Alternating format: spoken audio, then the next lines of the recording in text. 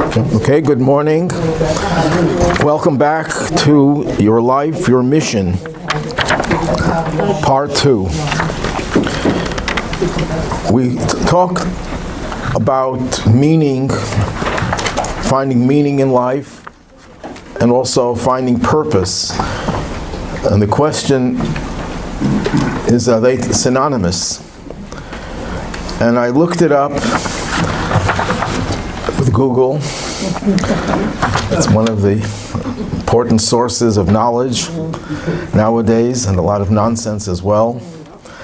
And some psychologists say, meaning is about the past, purpose is about the future. Okay, I'm not going to argue with that. Some people want to find meaning in what already happened, and some are looking forward to finding meaning in the future, so they call it purpose. But that doesn't really give you a good understanding of the difference. I could use meaning for the future or purpose for the past. But another way of looking at it, and again, this is semantics. Sometimes we use the terms interchangeably. When we say meaning, we mean purpose. When we say purpose, we mean meaning, and they can be the same thing. But if we have to distinguish between them, some say that meaning could be self-centered. You could find meaning in things that serve your own selfish interests. Purpose is about reaching higher beyond yourself. The famous rabbi psychiatrist, Rabbi Twersky, was speaking about this, and he gave an analogy. He said 2 vagrants were arrested, and the judge asked one of them, "What were you doing there?" And he says, "Nothing." And he asked the other one, "What were you doing?" "I was helping him." So it's like a vicious circle. You're helping someone who's helping someone who's helping someone, and comes all the way back to you. That's not really purposeful. Ultimately, it has to be for something higher than ourselves. So we have a little clip over here where someone illustrates this point.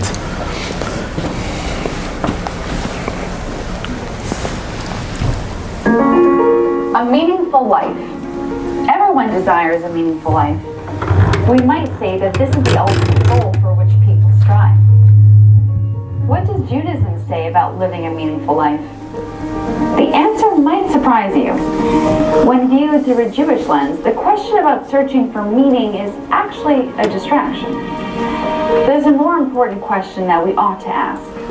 The question is, what is my purpose? There's an important difference between meaning and purpose. Take, for example, a school teacher. What meaningful things can she do with her students? She may find it meaningful to play hopscotch with her students, or share with them celebrity gossip, or teach them how to get toothpaste back in the tube. But what is this teacher's purpose? In this instance, she was hired to teach math. That is why she is in the classroom, and success in her job will be determined by this criterion alone. In other words, meaning is arbitrary and subjective. It consists of anything one deems to be enriching, inspiring, or beneficial. But purpose conveys that there's a definite and objective reason for an existence. It was produced for an intended purpose and is here for a specific goal. This is relevant to my own life. I can choose to either search for meaning or purpose. In a meaning mindset, my existence is what comes first. Then, because life can feel empty, I attempt to make life meaningful. The meaning that I find answers to my existence. In a purpose mindset, the purpose is what comes first. I have a raison d'être, a purpose that preceded and necessitated my existence. I answer to my purpose. There is often some confusion between these two perspectives because a meaning mindset can be beneficial to others, and a purpose mindset can trigger self-satisfaction. But they should not be confused. The starting points and end goals are very different. Think of the following 2 wheels. Meaning starts with me, my existence. This is followed by my personal void, and then by my search for meaning. It so happens that I find meaning in helping others, but that is largely a byproduct of my search for meaning.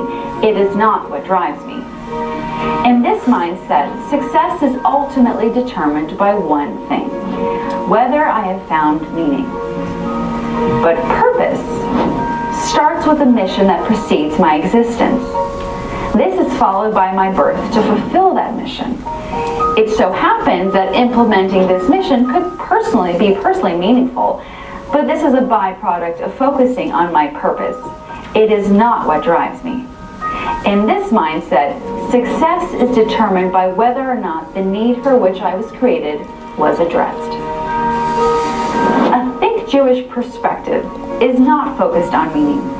It's focused on purpose. When Jews throughout history celebrated their survival, they would link the celebration with an existential question. Why did we survive? Why were we put here? What is the purpose? That was their question, and that can be our question too.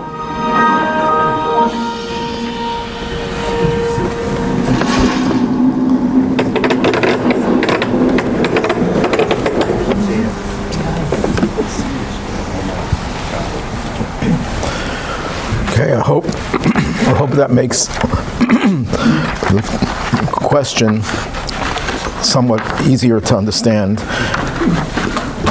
The microphone isn't working?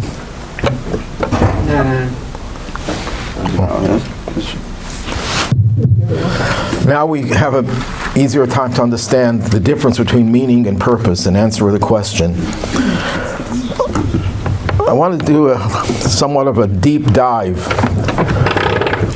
into the theological basis for purposeful existence. We touched on it last week, but we're going to go into it a little more deeply. Number one, the concept of purpose necessitates belief in a creator. If there's no creator, then there's no purpose in anything that exists. Everything is random. But it's not enough to believe in a creator. In order to have purpose, you have to believe also that the creator who created the world with a purpose has at some point told the world what its purpose is, or else it could never fulfill its purpose if it doesn't reveal what it is that the creator wants us to do, which is, of course, what Judaism says is what happened at Mount Sinai. When God revealed himself and gave us the Torah, the guide for creation, the guide for life, the guide for all of our existence. Well, what happened before the Torah was given at Mount Sinai? Did the world have a purpose? What was the religion before Sinai? And the answer is, God gave teachings of morality to the world before Sinai as well. Adam and Eve were given commandments. They were given 6 commandments. Besides the test that they were given about the tree of knowledge, they were told not to commit murder, not to commit theft, and so on. Noah was later on, when he started the world anew, after the flood that destroyed the rest of the world, God gave him 7 commandments, and from that day onward, they're known as the 7 Noahide commandments. 7 commandments that are incumbent upon every human being. It has nothing to do whether you're Jewish or not. Those are the 7 commandments that tell us how to live in a civilized world, without which we are not capable of existing. These are the commandments that form the bedrock of a civilized society. So that was God's revelation to the world before Sinai. At Sinai, God gave more specific instructions to the Jewish people, reiterated the 7 Noahide commandments, and gave the world its very purpose to exist. So we have to believe in a creator. We have to believe that the creator has a purpose and gave us the information about what is our purpose. But we also have to negate certain viewpoints about what God is. There's a belief, I touched on it last week, called Pantheism. Pantheism negates the idea that there's a transcendent creator. There's no creator who created the world.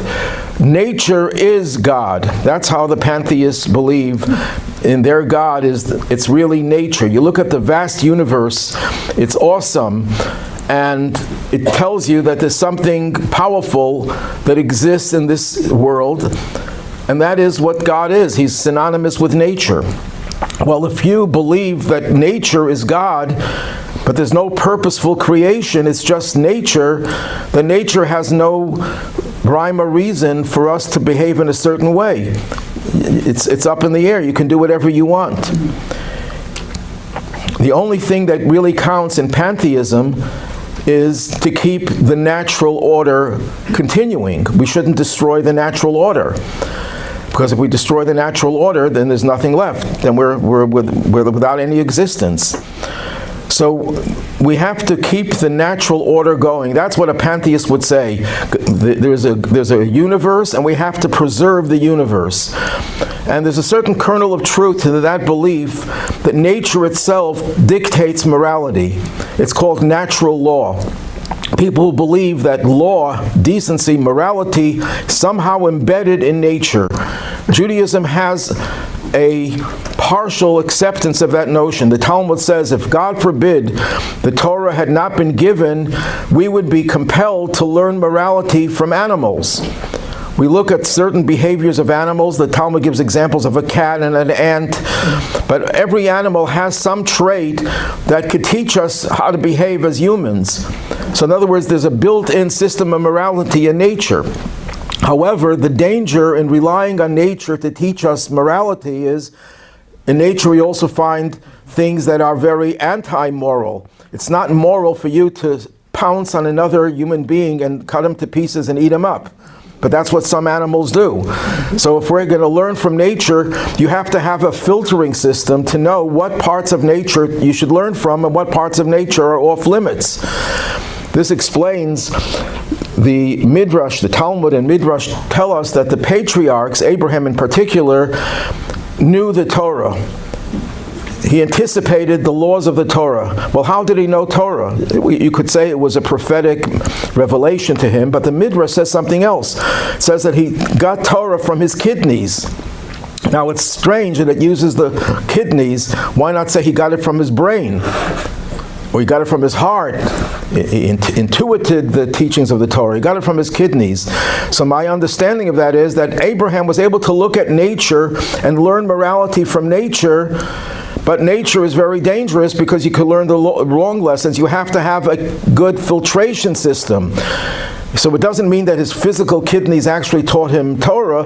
It means that he was able to learn morality from nature, but he had a good system of filtering out the things that are negative, that you should avoid learning from nature, and things that are positive that you could embrace.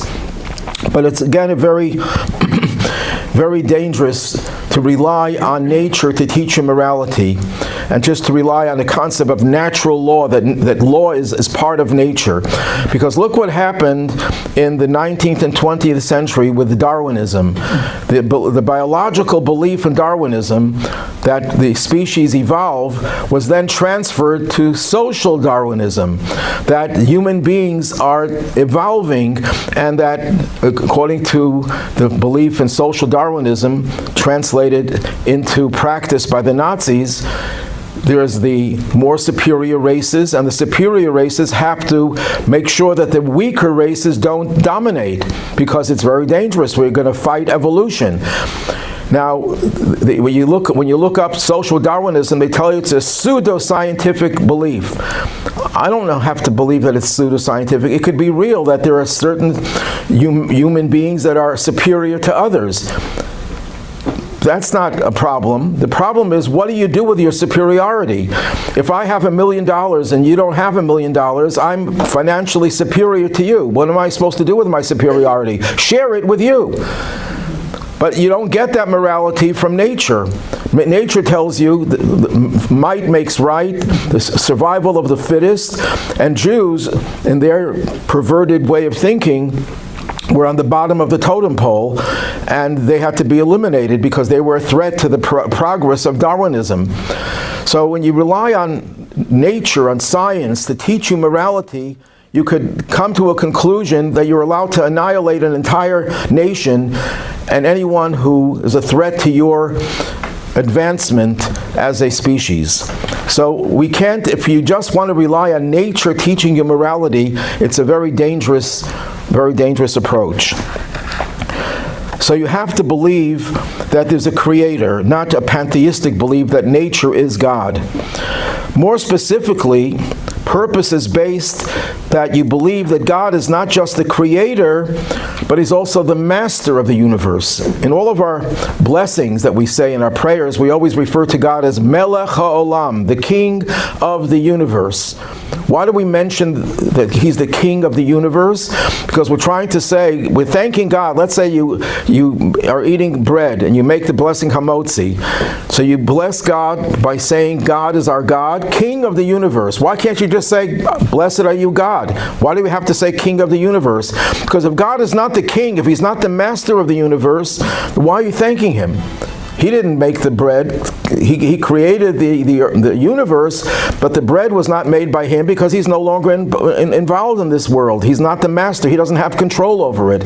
You have to believe that God is in complete control of the whole universe in order for you to believe that there's a reason to thank him, to bless him, to praise him, and to recognize that he is your authority, because he is not just the creator, he's also the master.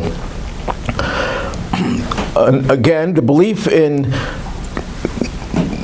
purpose negates idolatry. What is idolatry? Idolatry is where you believe in many gods. Where did that belief come from? It came from a belief, a theological belief, and it was somewhat sophisticated, that God is too exalted. Yes, we have a belief in God as the creator, but would God be interested in the petty doings of every human being or of every creature? Does God really care what we do? He's too big for that. You wouldn't expect the President of the United States to be the janitor. There's nothing wrong with being a janitor, but it's not for the President. He has more important things to do. God is so exalted, so... Okay, well, some presidents, okay? We're not going to get into the politics here. God is so exalted, way beyond a king or a president. How would he be concerned with the petty doings of humanity, of this world? So what does God do? He delegates his responsibility to demigods, to smaller gods, and each function has its own god. So what's wrong with that belief, besides the fact that it's false, but what's wrong with it morally? When you look at all the idol-worshipping nations, all the pagans, what they did, contrary to what we believe, that God created us in his image. That means our goal is to emulate God. They believed in gods that were created in their image.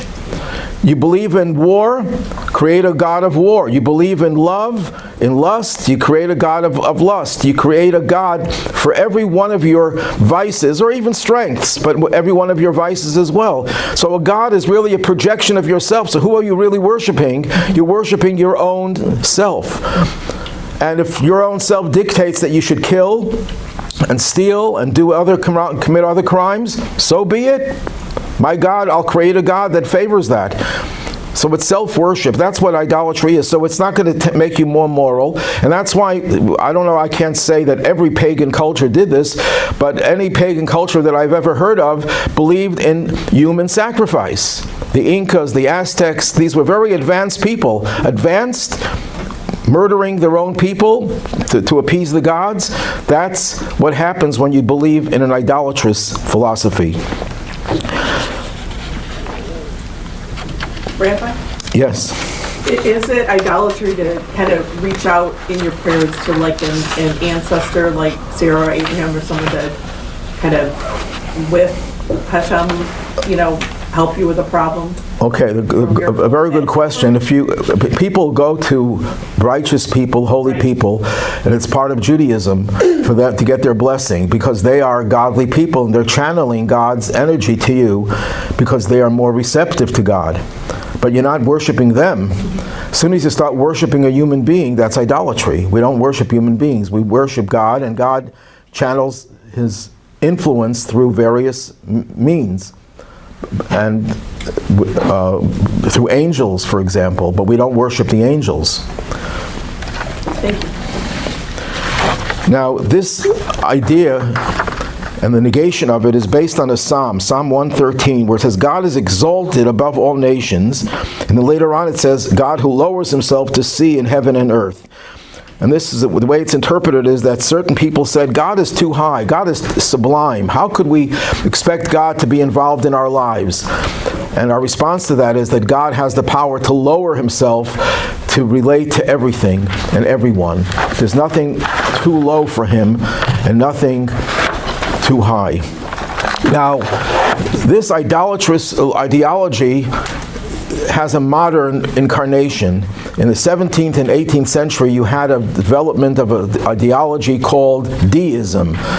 Thomas Jefferson was considered to be one of the followers of Benjamin Franklin and others. So what is the idea of Deism, which gained prominence in those centuries? That God created the world and left it in the hands of natural forces. So they didn't say that these natural forces are God, demigods. They just said that nature has its dynamic, that God set it into motion, like someone sets a clock into motion, and that you don't have to keep on setting the clock into motion every second. It goes on its own. So God created a world, and he created forces of nature, and the forces of nature really take care of themselves. So that deism is also a problem when it comes to finding purpose, because if you don't believe that God is involved right now, so then what purpose is there really if just following natural laws? We have the same problem that we discussed before. The only difference is that if you believe in a creator, at least you could say, well, that creator created the world and he said, I want you to operate in a certain way.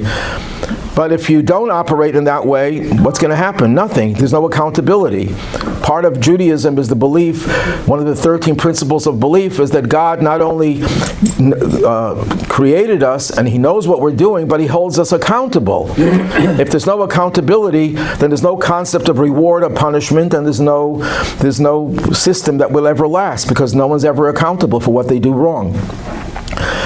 So Judaism is obviously opposed to deism, but it believes in a monotheistic form of theism. Theism is the belief that God created the world and that God is also the master of the world. He's involved with this world.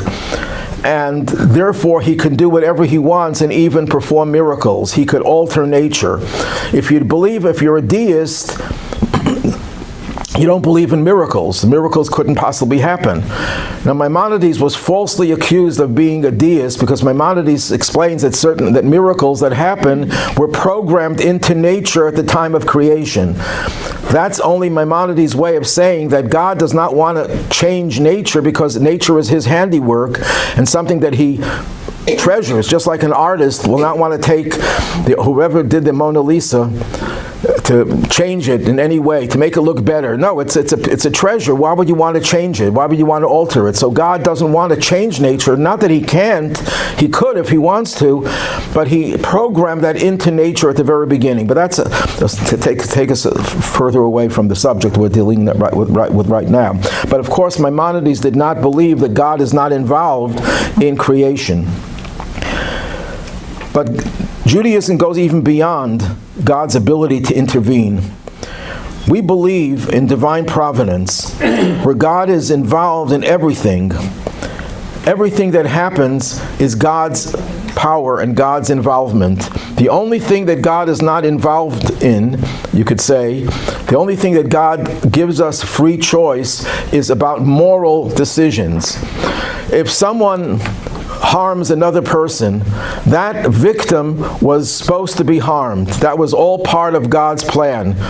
That you will harm that person is not part of God's plan. For example, God promised, Maimonides asked this question, God promised that Abraham's descendants will be slaves in a foreign land.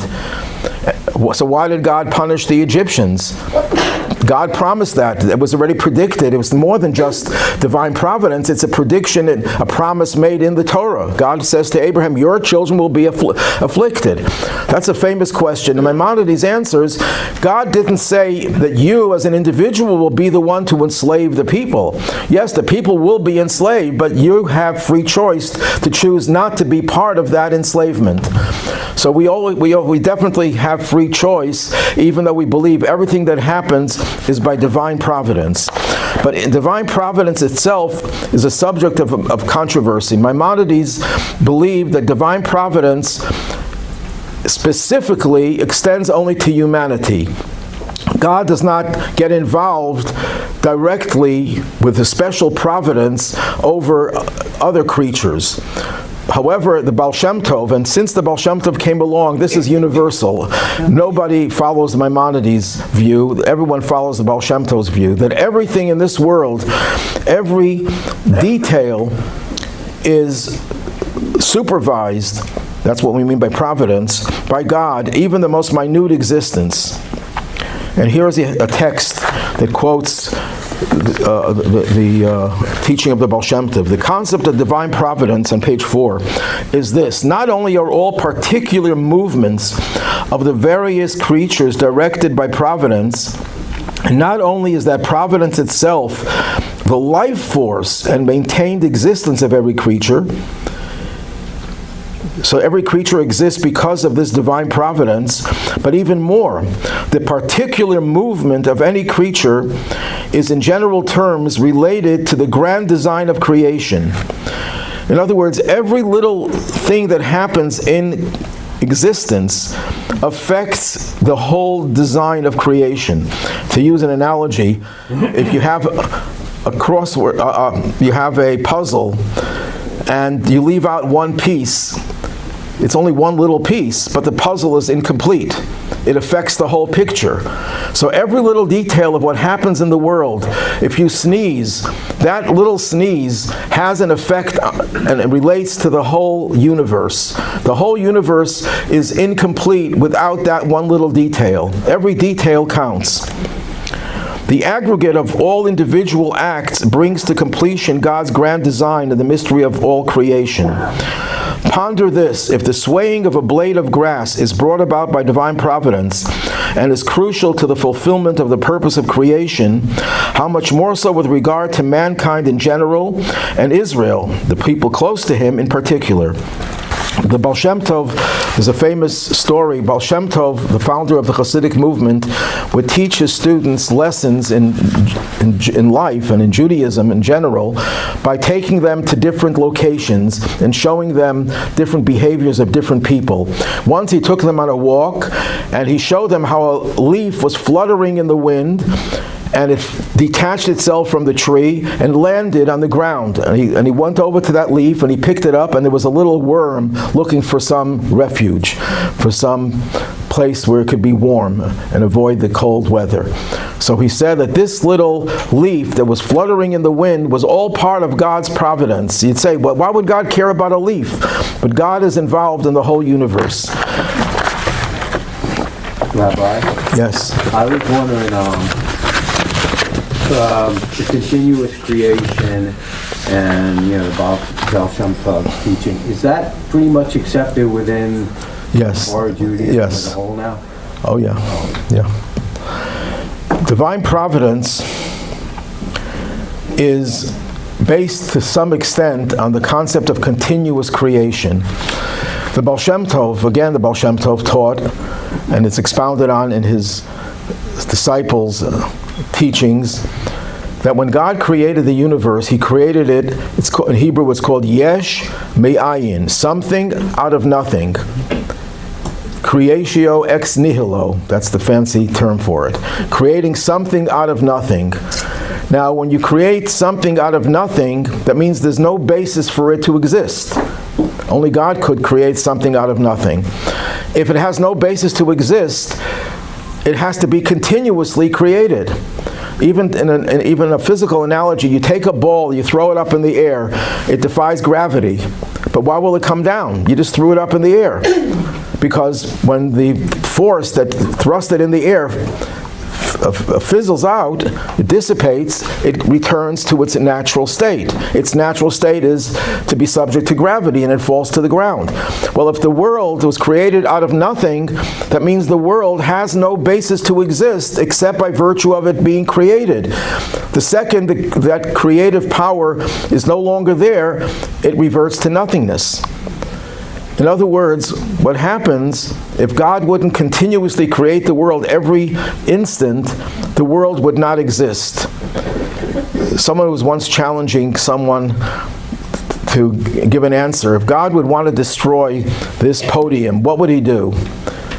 And the person said, well, he would create a fire and send the fire down and consume it within seconds. He says, yeah, but it'd still be ashes. Well, he'd scatter the ashes with a big wind, but it'd still be around somewhere. And he kept on going, finding ways of destroying something. He said that you're a fool. If God didn't want it to exist, it just wouldn't exist. He doesn't have to destroy it, it just couldn't possibly exist. So if there's a leaf anywhere in the universe, that leaf couldn't possibly exist without God creating it and continuously creating it, not just at intervals. He has to continuously create everything. So God is involved in creating everything. But the Baal Shem Tov went even beyond that. It's not just that God creates everything. God is part of the life force of everything. And every detail of creation relates, the whole cosmos, the whole universe relates to every detail of what happens. But then, someone could challenge this belief and say, would God really care about the little leaf? Would he care about that little worm? Would he care about our petty activities? Why would God, isn't that belittling God that he has to relate to something small? If you take Einstein and you ask him to go into the 4th grade at elementary school to teach physics, and you take his time away from his research, you'd say it's a real waste of talent. I mean, you don't need Einstein to teach 4th graders. But so if God is so big, why would he care about things that are so small? And this is a sign that our understanding of God is very limited, because God is not affected by big, and he's not diminished by small. When you have something that's finite, the bigger it is, the further away it is from something small. That's an obvious thing in space and in levels. The higher a level you are at in any area of knowledge, the further away you are from people who don't have that knowledge. So it would be unbecoming for someone, you would think, who's on a high level to bother with people on a lower level.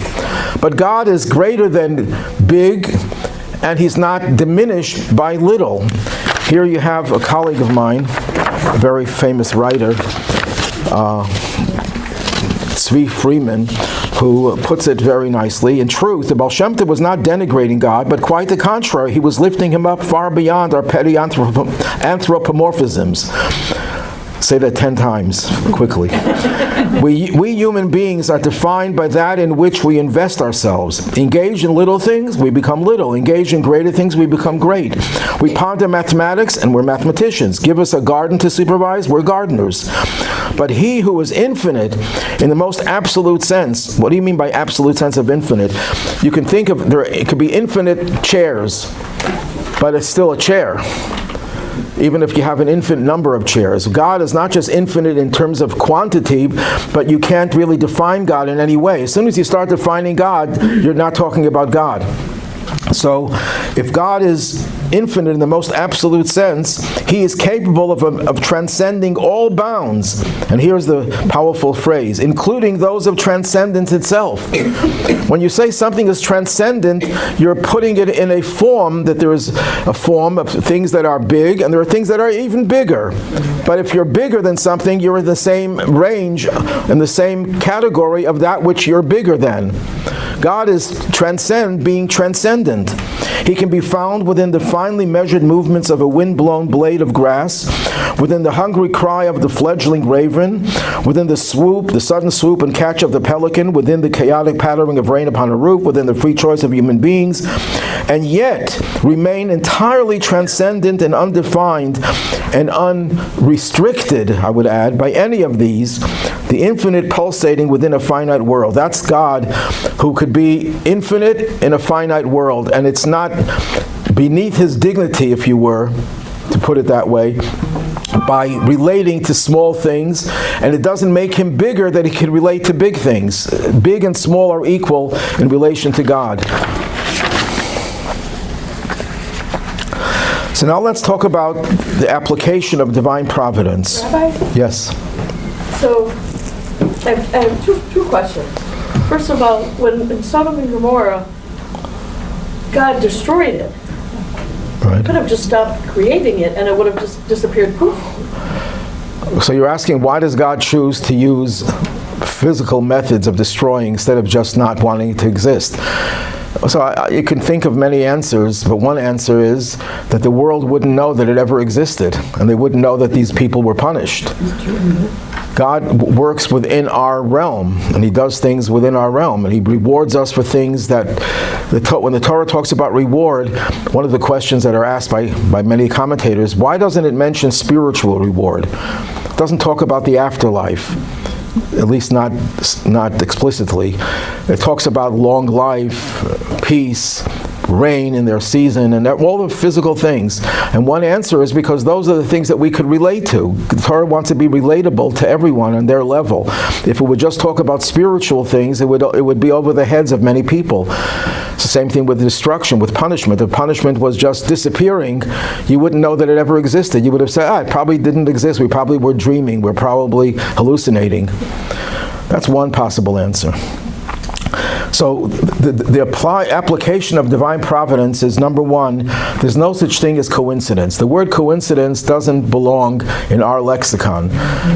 When two events coincide, we call that a coincidence, but it's not a coincidence. It was planned. It's part of God's plan. And that all, what? Bashert. Bashert is the Yiddish word for it, yeah. All circumstances of our lives are divinely orchestrated. Even our negative traits are designed by God. That means just because we have a negative trait, we shouldn't think to ourselves, well, that's an absence of God. No, it's not an absence of God. It's a concealment of God. It's not an absence. There's no such thing as absence for God. In our world, we have absence. We don't have concealed.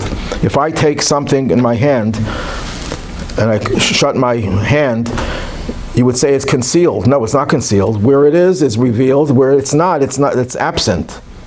So in the physical world, you could either be there or not be there. In God, and as He relates to everything, He is not absent. He can't be absent from anything, but some things He's more pronounced, He's more visible, some things He's more concealed. So everything is divinely orchestrated. So what is our role in this world? Our choices, as I mentioned before, those are totally our choices. There's a verse in the book of Psalms, God directs the footsteps of man. Wherever you end up, that's where God wanted you to be. You think you made a decision to move from one area to another area, you think it's your decision. No, it's not your decision. That's where you had to be. That was set forth by God. And since creation, the world waited for us to be in a certain place and a time to do a mitzvah. Look at every place where you go. Sometimes you go to places that you didn't even expect to go. You made a wrong turn and you went down the wrong road. You didn't expect to be there. It's not an accident. God wanted you to be there at that time, and He had a mission for you. What the mission is, break your head to figure it out. Sometimes it's obvious, sometimes it's not obvious. But wherever we are, and it's much more pronounced when we get lost. I love to get lost, because I know there's going to be an adventure here. Something is going, not all the time, to be honest, but sometimes I think of it as, I'm lost. God wants me to go down this road. There must be a mission for me over there. There must be something for me to do, something for me to learn. Maybe share a little story. I was once traveling from New York to Buffalo, and I'm on the highway, and my gas tank is very close to empty, and my wife, who I should have listened to, and maybe not on this occasion, says to me, why don't you get off the road and get some gas, because it's at empty. I said, no, there's plenty of reserve left. And then I'm going a few more miles, and then it's getting lower and lower. And then I said, you know what, I'll get off the next exit if I see a gas station near the exit. I don't like to go off the exit and go for a few miles to find a gas station. But no exit, this is Route 80, no gas station near the exit. So finally, even I decided, because it's less than empty, that I'm going to go off the highway and get some gas. And sure enough, there's no gas station there. I went, I don't know, about 10 minutes. I'm going on fumes, obviously. And then I stop off at a gas station. That was probably I probably would not have been able to go any further. And who do I see? A colleague of mine whose car broke down with his family. The tow truck was there, but he had to rent, this is a rented car, he had to rent another car, but he couldn't go to the car rental because his kid didn't want to go in the tow truck because there was a big dog there. So he was just stuck in that place for I don't know how long. And I came there and I drove him to the car rental. So I realized that I got lost, or didn't get lost, but I went off the wrong exit precisely for that reason. There was a reason for me to be there. But that's true of every place where we go.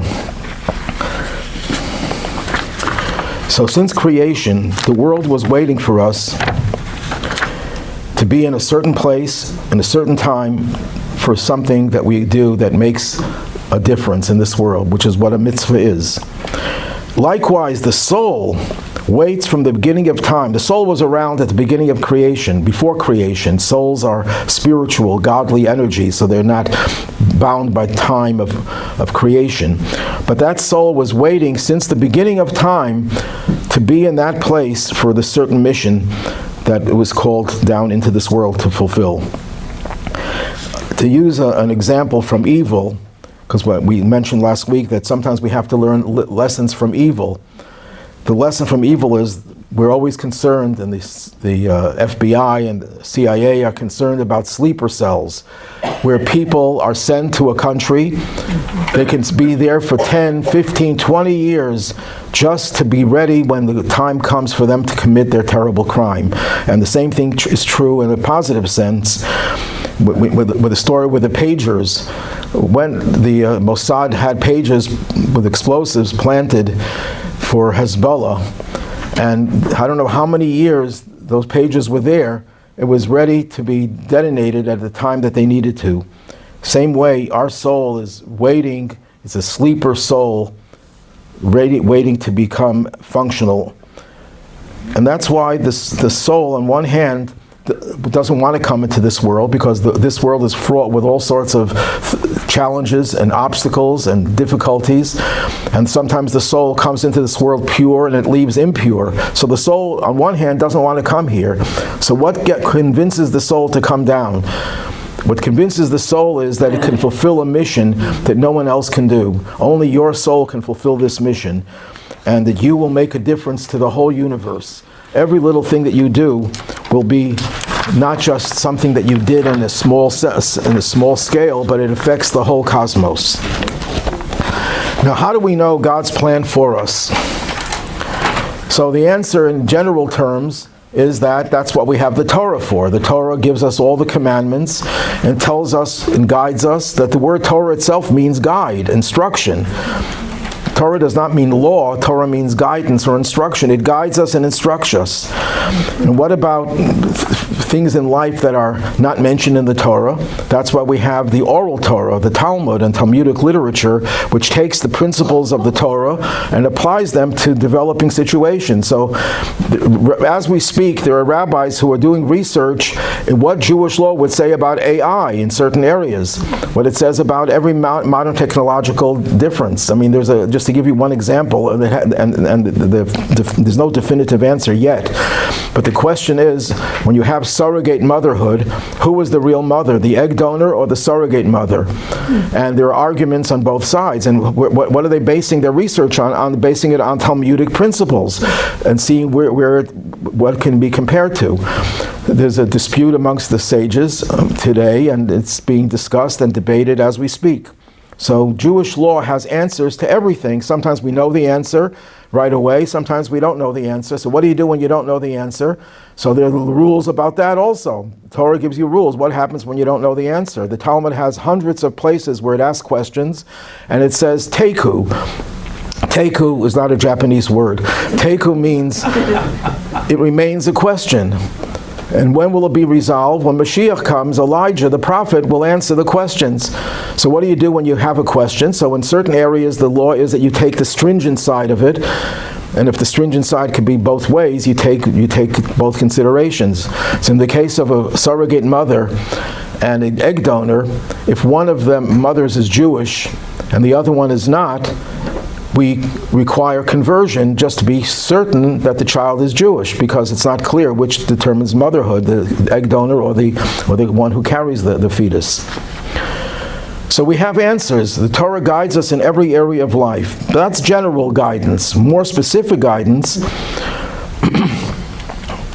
where does God want me to live? Does he want me to live in Buffalo? Does he want me to live in Cheektowaga? I mean, where does he want me to live? So in general, where to go, where to live, and what's your specific mission? Sometimes you need a prophet who has direct line to God, and he can tell you where God thinks you should go. And sometimes it's just righteous people, even if they don't have prophetic vision, but they have certain type of intuition, a spiritual intuition, which is called in Hebrew Ruach HaKodesh, the Holy Spirit. And if they tell you this is a place where you should go, that's where we go. That's where they go, and then they can tell us where we should go. Just a story, it's a tragic story, but in early 1900s rather, there was a Jew whose son wanted to travel to America, to move to America. And the father consulted with his Rebbe, who said, no, don't let your son go.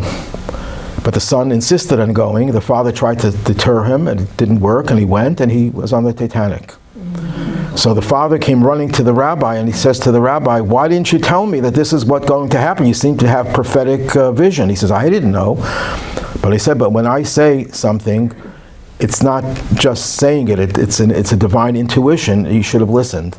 But I couldn't have told you. The same thing happened in 1970s or the 1980s, and General Sharon, Israeli general, came to the Rebbe, and he had an audience at night, and the Rebbe asked him, when are you leaving? And he told him which flight it was. The Rebbe says, no, don't take that flight, just stay longer.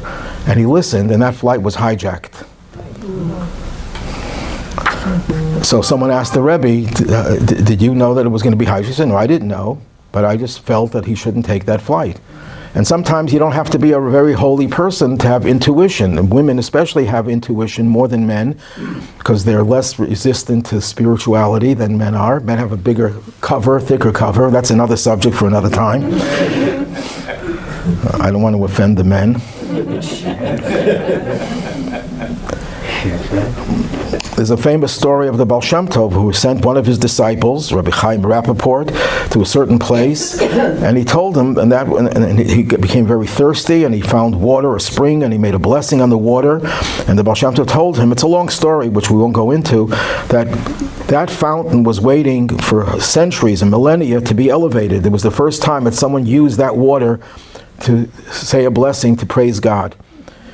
So what happens when we don't have a prophet telling us where to go, we don't have a righteous person telling us where to go, and we just go where we think we should be going because we have a job there?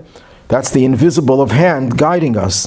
But wherever we go, we know that there's a mission. We're there for a certain reason. The reason why we're all living in Williamsville is because we have a mission in Williamsville. We have a mission to make Williamsville a better place, a more godly place.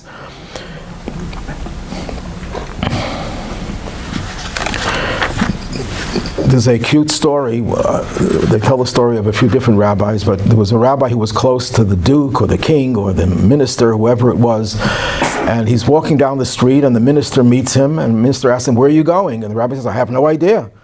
He says, what do you mean you have no idea? That's chutzpah. How do you talk like that to me and mock me? And he arrested him, and he had him thrown in jail. But then he thinks to himself, this is a very smart rabbi. I always used to discuss very deep subjects with him. Why would he tell me something so foolish and not tell me the truth? So he went to visit the rabbi in prison. He said to the rabbi, why did you fool me? Why did you tell me that you don't know where you're going? He says, I didn't know where I was going. Did I know I was going to end up in jail? If you would have asked me where am I planning to go, I would have told you. But you asked me where am I going, he said there's no way a person knows where they're going. They're going wherever God leads them. And I was led to the prison. So that's where I am now.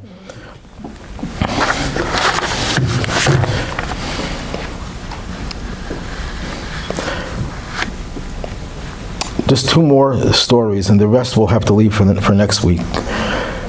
The Rebbetzin, the Rebbe's wife, was a very righteous and holy woman. And in her old age, she was in an infirm state. She couldn't walk. It was hard for her to walk. And she didn't get out of the house too often, so she had an aide who would occasionally take her on a drive just to get a little fresh air, a little change of scenery. And once there was a detour in the road, so they had to take a different route, and they passed a scene where there was a truck, a marshal, and a family standing outside, and people carrying furniture to the truck. So the Rebbetzin said to the driver, "Stop and find out what's going on over there." So he found out that this family had not paid their rent in a long time, and they were now being evicted. And the marshal was having their furniture taken into the truck. So she says to the driver, "Go find out from the marshal how much they owe, and come back to me and tell me." So there was a few $1,000s. She took out a checkbook and she wrote a check for the full amount. She says, "Give this to the marshal. Don't tell the family where it came from. Just give it to the marshal." And the family was brought back into their home.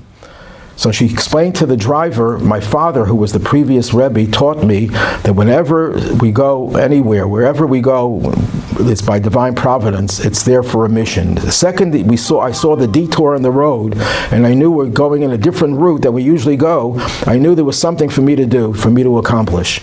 So as soon as I saw the scene there of someone being evicted, I knew that was my mission, to help them, to help that family." And one final story. There was a group of women who had a convention, I think it was in Detroit, Chabad women who went to this convention, and as they were returning, they were in the airport and the flight was canceled, and they didn't know what to do. This is a whole group of dozens, if not hundreds of women, so they called up the Rebbe's office and they spoke to the Rebbe's secretary, and they told the Rebbe's secretary that we're stuck here in Detroit and the airport. What should we do? How should we get back, or whatever? So the Rebbe's response to them was, "What does stuck mean?"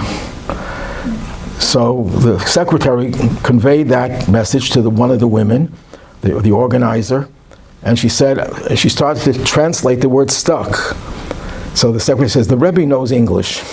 He knows what the word stuck means. He just doesn't understand how a Jew could ever say, 'I'm stuck somewhere.' You were put there by divine providence. That means you have a mission." And they had candlesticks and candles that they gave out to Jewish women to light before Shabbat. So they spread out to the whole entire terminal, and they distributed candlesticks and candles to all the Jewish women that they were able to find. So the Rebbe said that the word stuck doesn't belong in the lexicon of a Jew, because you're never stuck anywhere. You're put there for a reason.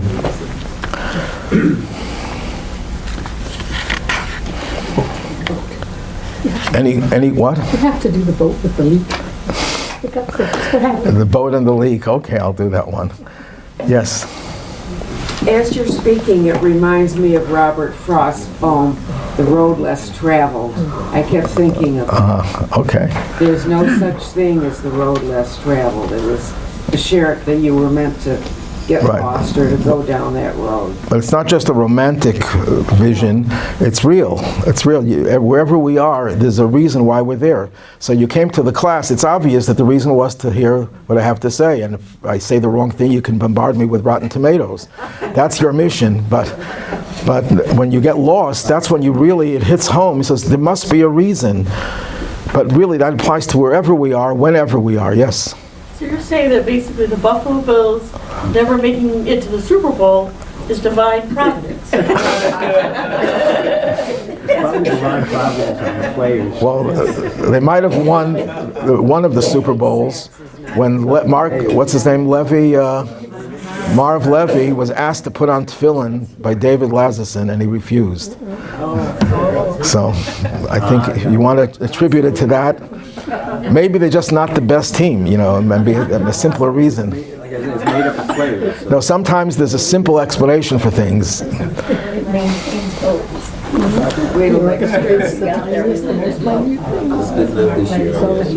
Okay, any questions?